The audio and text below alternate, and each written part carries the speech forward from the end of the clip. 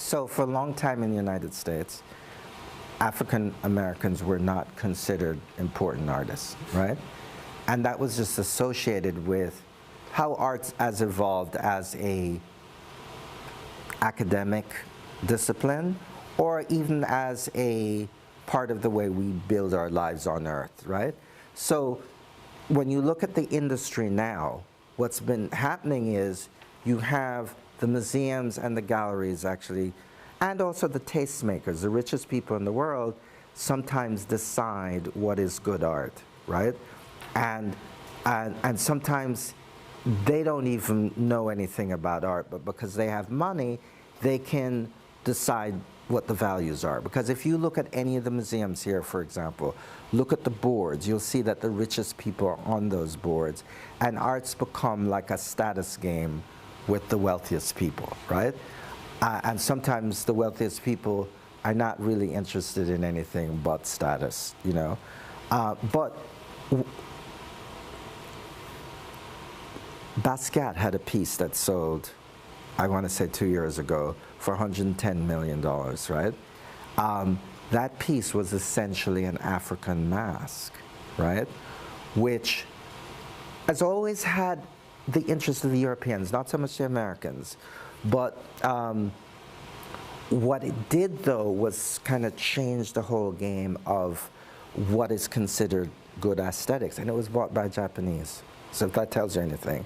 So what's happening now is, in the past, the Europeans had a respect for African creativity, right? Because when you look at Nigeria is a perfect example.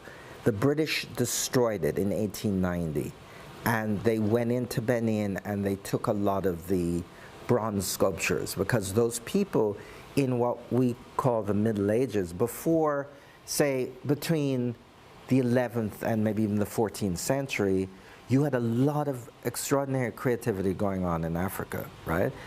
And when the Europeans went there and they saw it, they loved it, because African art can be very powerful because it's rooted in what Ray was saying about some of those sculptures. If you go by them, they have power in them. They can just, you know, they move you, right? So that's an art that is hard to come by if you're not connected with some form of divinity, right? But again, to get back on the main point, what's happened now is that now that there are more African people in the art space, whether it be it the museum space or the art fairs or the galleries, right, that again kind of create value for art, right? They set the stage for art. They're in that space now, and they're talking about why this piece is important, right? And so what's happening now is, in the contemporary art market, the work of people of African descent is the fastest growing in the market, right? So you have people like Jeff Bezos just actually bought a Kerry James Marshall, who's an African-American artist who 10 years ago wasn't even in the spotlight, right? So it's just trending. So that's what's going on now. It's, when I say dominating, when you look at the market, you know, Sotheby's had an auction November 14th. That same auction, you had 35% of the work being sold was black. This is all new. It just started happening in the last 5 years.